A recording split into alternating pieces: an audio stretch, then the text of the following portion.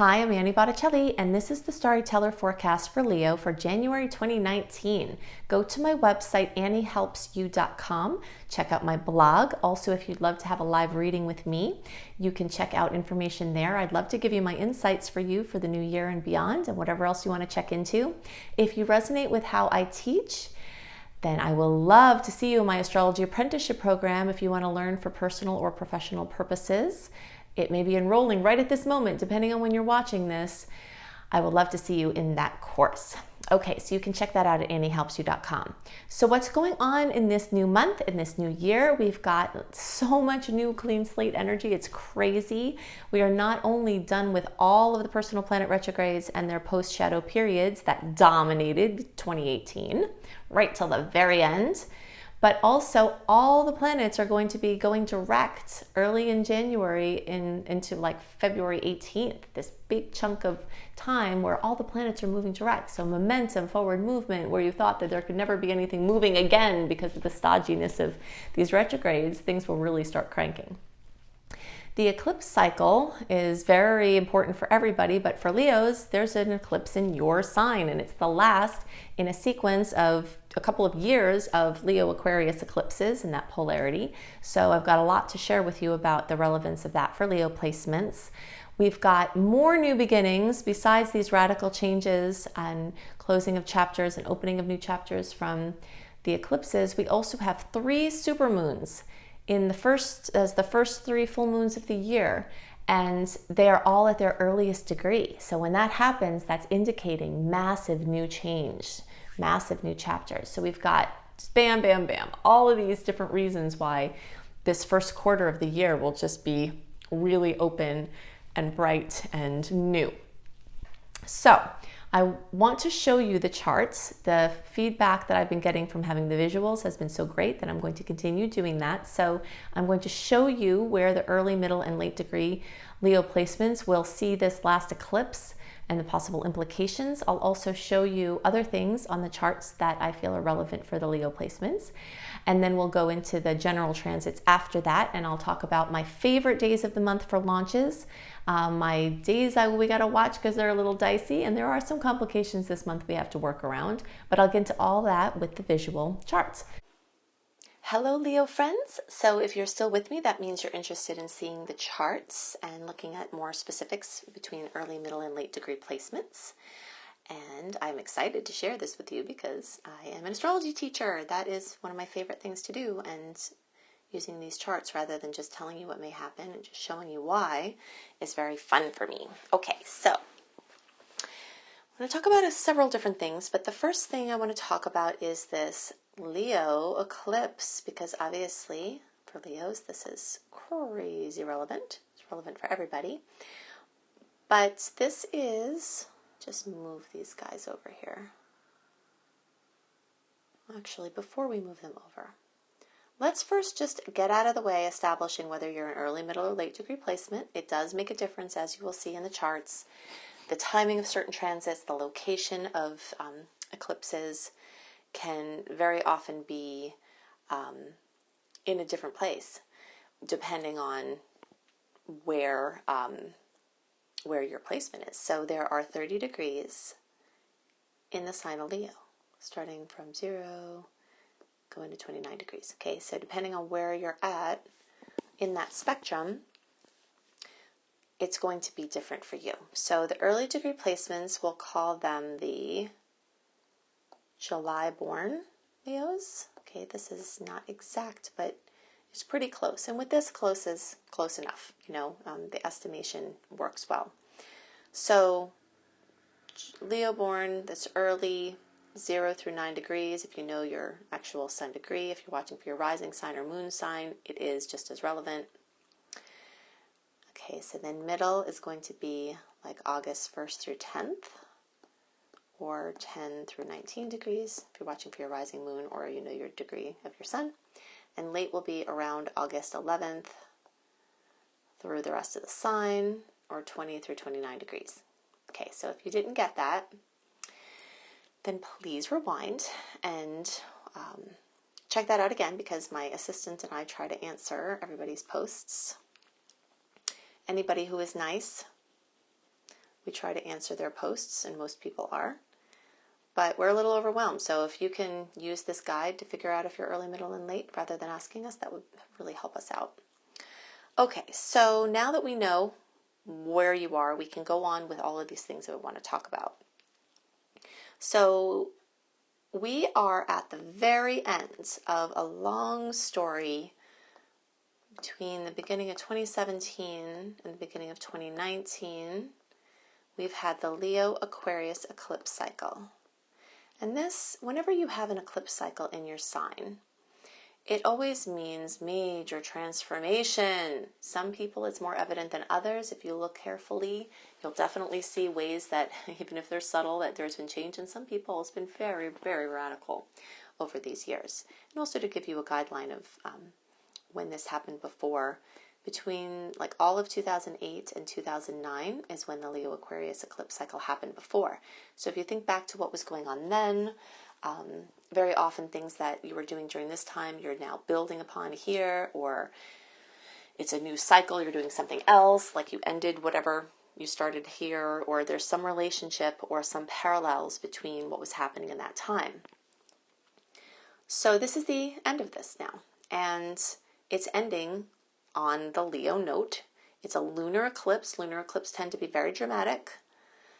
Sometimes they're good drama, where you're just so happy that you can't even fit your smile on your face. And sometimes it's really sad, and really just like, ugh, because certain things are ending, and it could be out of your control. But this is, it has an equal potential for amazingness and stress, and sometimes all at the same time. But it will be intense. It will be intense for everybody. It will be intense, especially for Leos, and especially if you are, like one of my besties is right on the line there.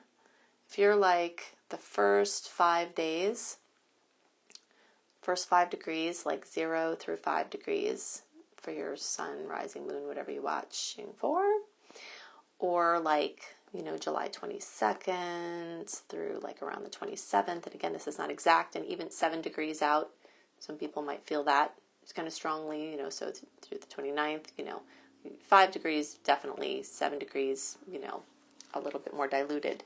But these people will experience even more of whatever it is that's going on, because it's going to hit right on your placements. Okay, but this is still a Leo eclipse, and all Leos are definitely having some big things going on. So, dramatic endings, new beginnings, things out of your control, things you don't want to happen, things you do want to happen, things you've been trying to make happen are all fair game. Now, as far as the house they're going to manifest in, the energy of the first house for you early degree placements, like especially those ones in the 22nd through 27th or so, you have a good chance of having some first house manifestations.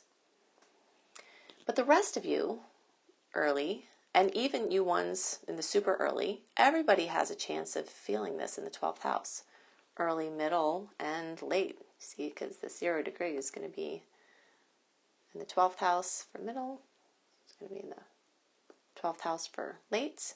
It's going to be close enough for the early that you could feel it either way. So new beginnings, things involving your physical body. This is for the early degree placements. Your image, redoing your image. Sometimes it's a health crisis. Sometimes it's a health breakthrough. Something going on with your physicality is more likely. And again, it's like, what you call yourself, your image, your what the world sees is what's being very highlighted there. The rest of you, and also you, all in the beginning, so every Leo, has this energy in the 12th house. So when there's this lunar eclipse, drama, emotional energy in the 12th house is the deep unconscious. So fears and addictions and worries and, blocks, and it's called, old school kind of fatalistic astrologers call this the house of, institutions, because it can represent, mental institutions, facilities where people have to be held against their will, jails, things like that. And it does manifest modern, in modern times very often with this as well. So things involving those energies, whether you're trapping yourself in your mind or someone else, if you're contained somewhere, it's this energy of breaking free. And breaking free, of course, has to happen in the mind first. So, major mental and spiritual breakthroughs can happen in this time. For people who are prone to mental instability, this can also be a mental health crisis. So definitely have your team nearby if you're prone to that. It could, for people who don't have that extreme of it, it could just be something as simple as a stressful, mini breakdown or a dark night of the soul or something like that. But those things tend to have within them the seed of the new beginning, of the breakthrough, of like when things come to a head and then they clear, then you can go, and move forward with healing. So we're going to call it spiritual breakthrough and hope that that occurs in a way that's graceful and easy. And just know that you may need extra support, extra rest. This is not a time to go off of your protocol if you have something good going. And this could be major psychological or spiritual breakthrough. I love deep inner work at this time. I love past life regression, affirmations, EFT tapping, anything that you do in your psyche.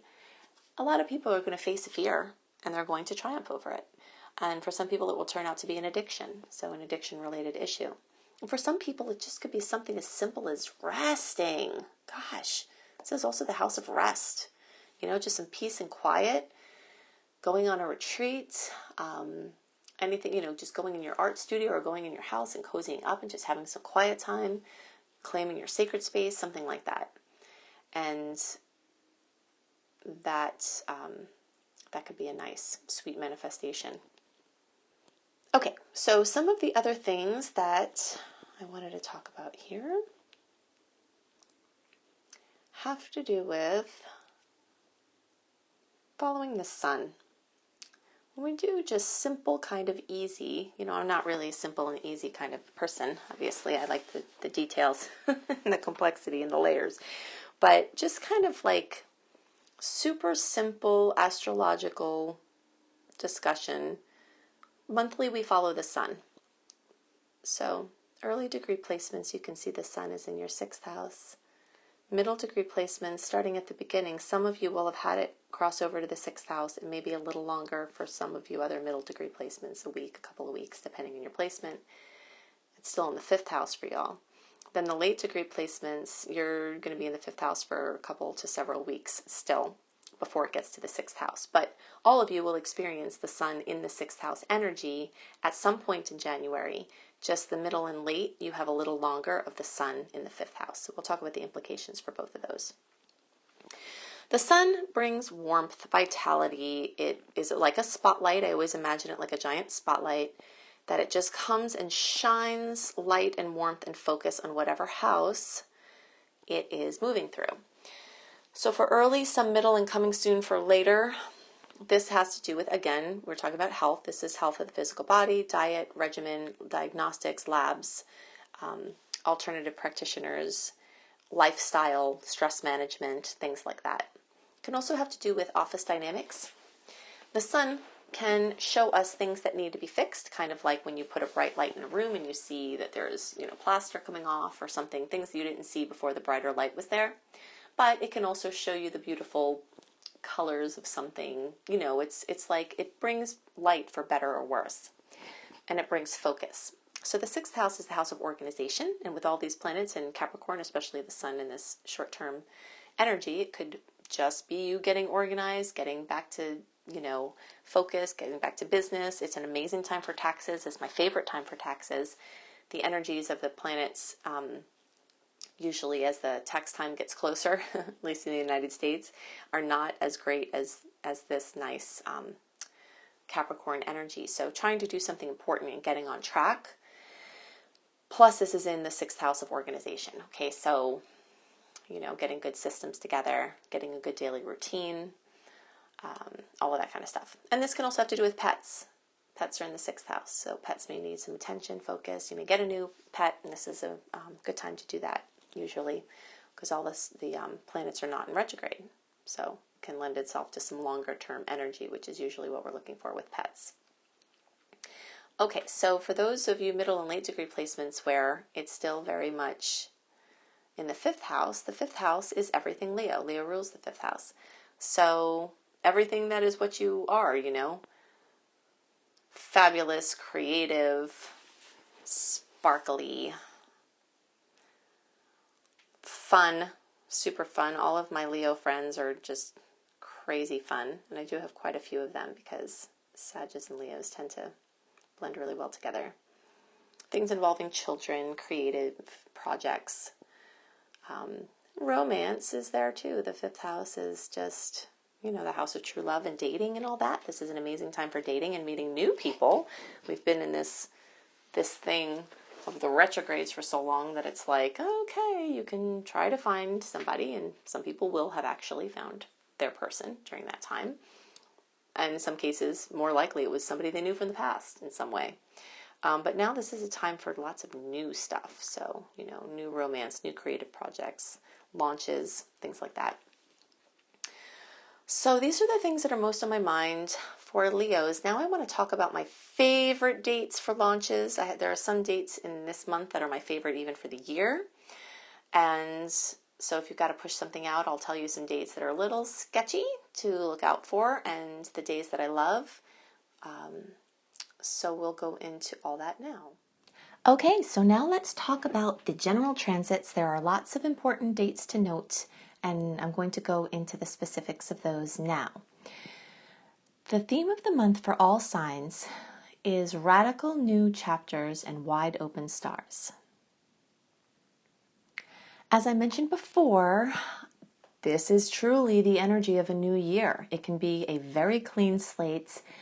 We've had a year of retrogrades, pretty much focusing on the personal planets retrograde, and this is like a really huge clean slate time. So lots of old patterns, lots of old programming, lots of old ways of being, brilliant new chapters opening. There are so many reasons why there's so much newness.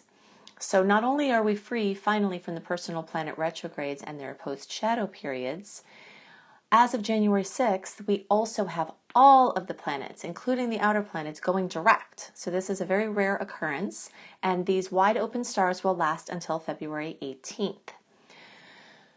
So it is important to note, however, that even though we have all this energy from momentum and moving forward, we do actually have quite a few astrological clashes this month.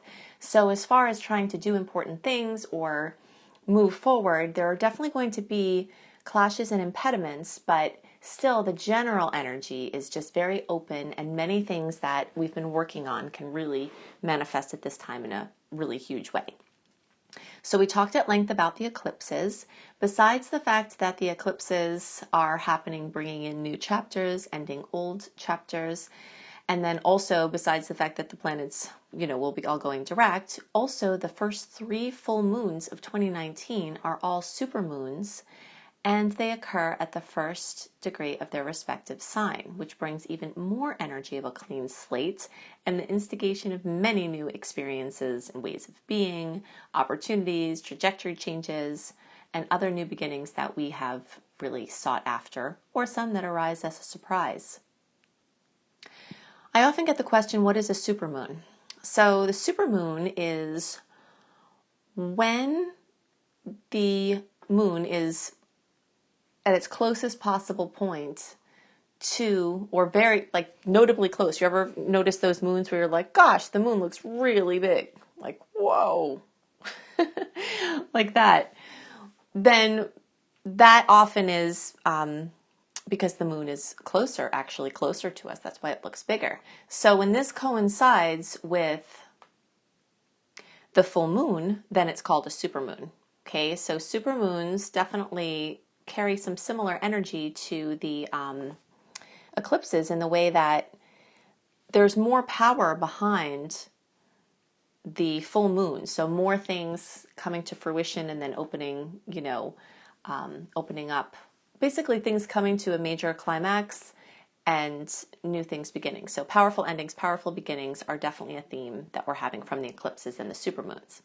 So I'm going to go into details about transits that I want you to be very aware of. And do note that if you want a written version of the general transit report a month early delivered to your inbox, then go to anniehelpsyou.com, sign up for my free email newsletter, and you'll get this this information in writing and more. So I list all the transits that are most noteworthy, along with some information about what you can expect. So I won't go through all of them in this video, but if you sign up for my free email newsletter, then you'll be able to see access to them. And a lot of people really like that for planning, because you can see when the dicey transits are, like right there written in front of you, not just hearing it on the audio.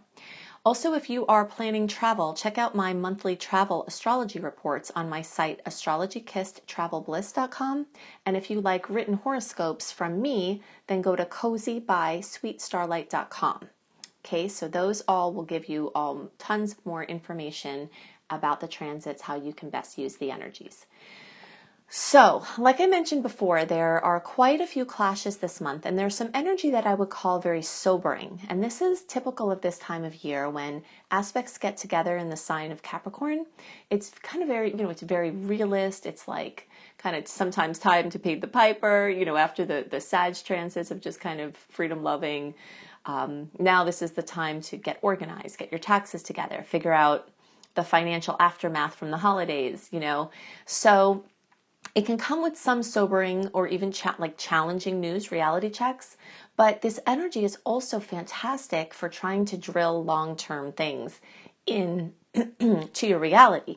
So like on the 1st and the 2nd, we've got the Sun getting together with Saturn in this Capricorn. This Capricorn energy is the kind of, I don't want to make it mad, but we'll call it concerned energy, where you're like, okay, we really have to get down to business here.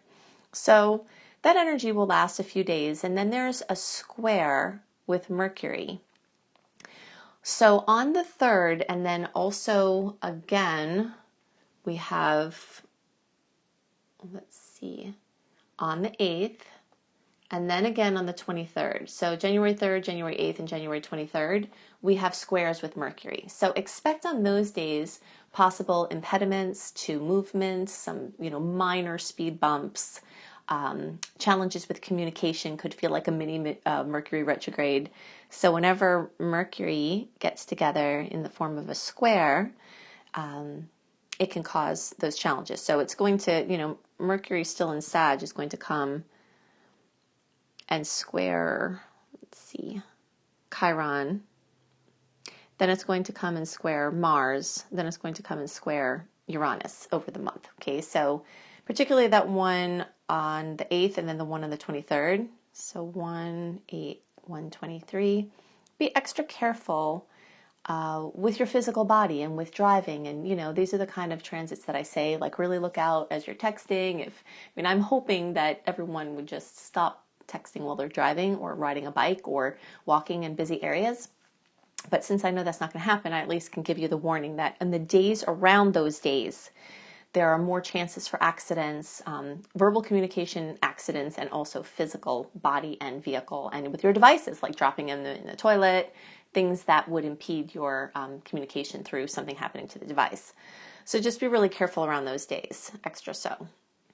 And always remember that I give you the dates of the transits, but the days that we can experience the transits are often before or after the actual transit, because all of the transits have these orbs of energy. So something happens on this day, sometimes we feel that over here or on the day or some point after, because the range of influence of a transit has an orb, and the orb is dependent upon the planets involved. So, from a day to 4 or 5 days, if we're talking about things with the personal planets, before or after. Okay. That's why I say don't hang your hat too heavily on an exact date. You have to more tune in to the feeling.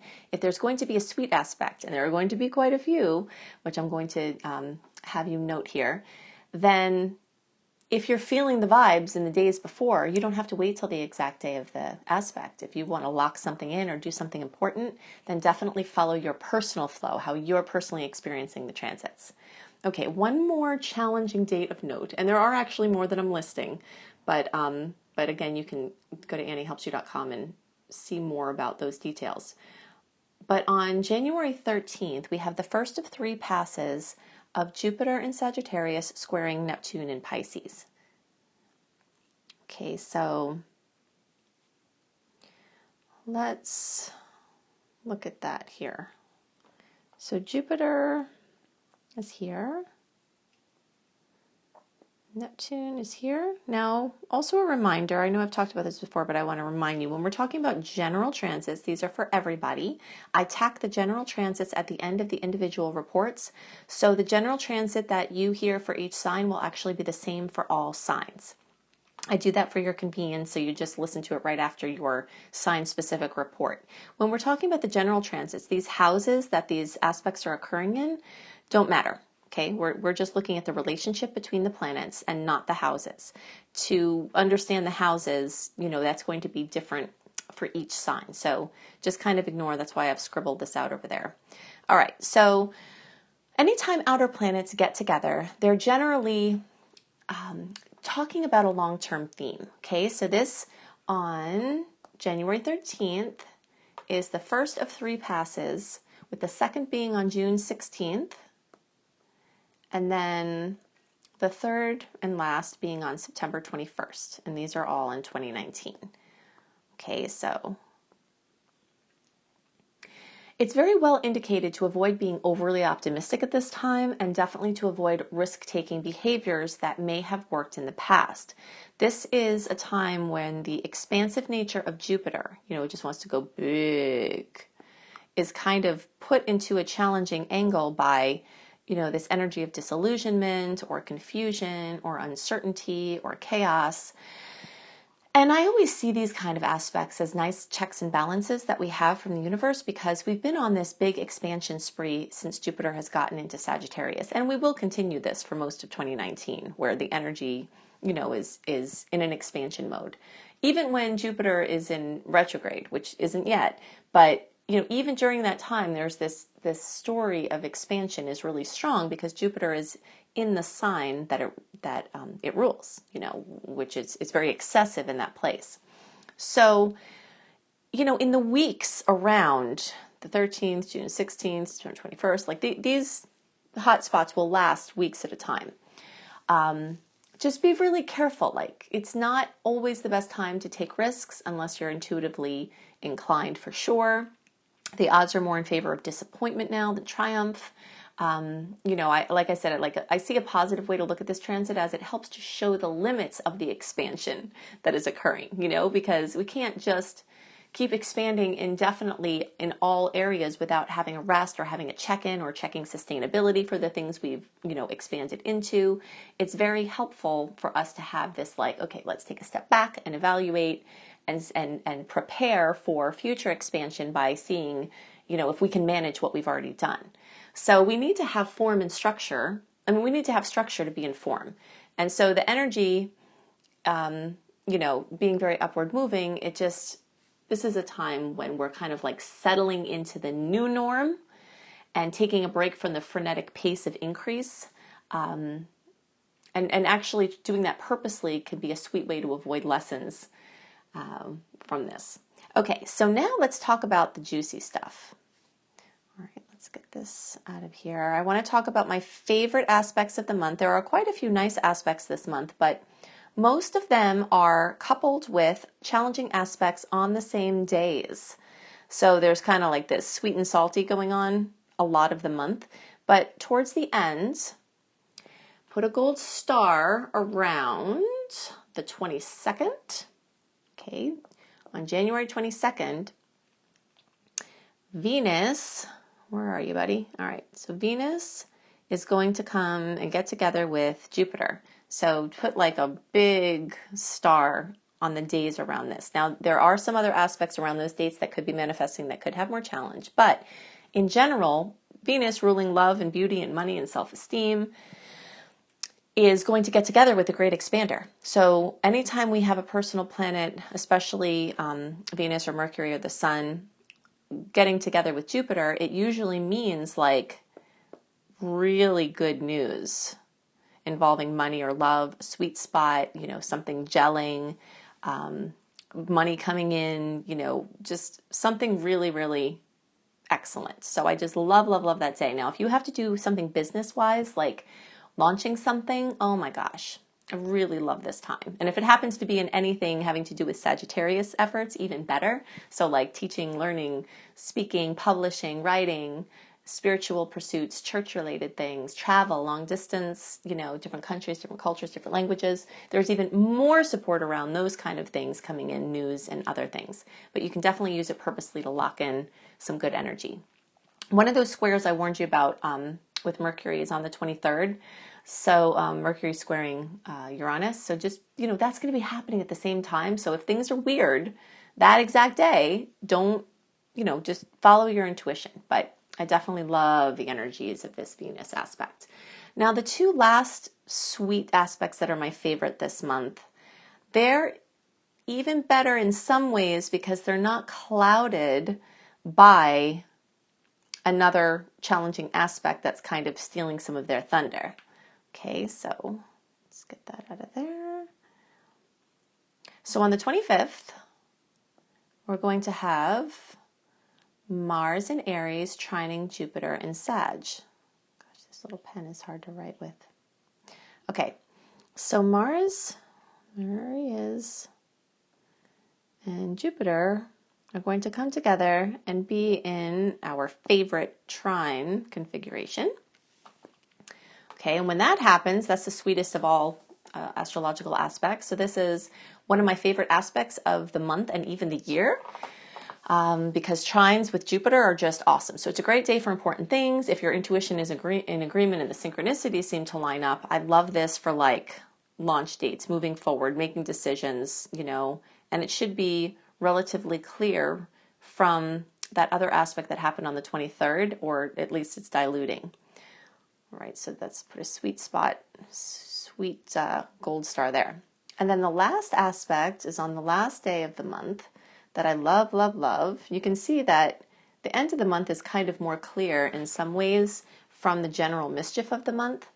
Also, the eclipses will have happened, so some more clarity might be coming in about those directions. So on January 31st, we have a beautiful Saturn in Cap sextile Neptune in Pisces. Okay, where's our buddies there? Saturn and Neptune. Okay, so sextile is a 60-degree angle, beautiful aspect. And again, like our other aspect that we were talking about with Jupiter squaring Neptune, that's an outer planet challenging aspect. We talked about the implications of that. But this similarly will have 3 passes. Okay, so January 31st is the first pass. The second one is June 18th of 2019. And then the third is November 8th. All right, so on these days, this energy of material gains coming from spiritual focus and pursuits is very strongly brought into the picture. And again, it's like the weeks around this time. So it can also manifest as any beautiful blending of the lesser seen plus the more tangible realms. So this is like a nice bridge time when people who are doing work on the inner planes, doing work with the law of attraction, doing work with, on the levels that are hard to see. Like you could be working really hard and what we call the normal people around you, right, who don't understand what you're doing, might say, everything looks the same in your life. And you say, oh, well, I'm really working. Things are really shifting on the inside. These transits are times when things that you've done on the inner realm can really manifest in a big way. They're like really good affirmations of and confirmations that you're on the right track and that inner work really does work. So I love ending off the month with that kind of awesomeness. And also if you have to plan something important, that is a super sweet aspect to lock in. When you're doing something important, the day you do it on is like a birthday in many cases, depending on what it is. And then that chart, whatever's going on that day, gets locked into the story of what you're doing. That's why doing things, on good dates can be very helpful to the long-term outcomes of what you're trying to do, because you lock in good energy, and then that carries, that goes with it for the whole venture. So if you'd like to have a written version of this every month, a month early, go to anniehelpsyou.com. If you are already on my email newsletter list and you're not receiving my emails, I send them out religiously. So definitely check your spam, social, events folders. And if you find them there, move them into your inbox to give your email the alert, like, hey, I want these in my general inbox, because I'm definitely sending them. So if you're not getting them, then contact my customer service team and definitely first look in those other inboxes. So I hope you love the added effects of the visuals, and definitely go to my website, anniehelpsyou.com, where you can see more about booking a private reading with me. I can tell you more about what's coming in the next year from the astrological perspective and all kinds of other things.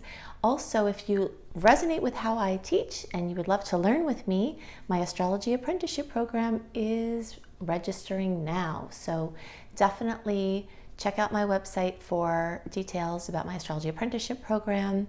Also, in the beginning of January, my coach certification and online business course will be registering. I have horoscopes and lifestyle blogs, including astrology for wellness blogs, at cozybysweetstarlight.com. And if you're a traveler, check out my astrology travel reports on my website, astrologykissedtravelbliss.com.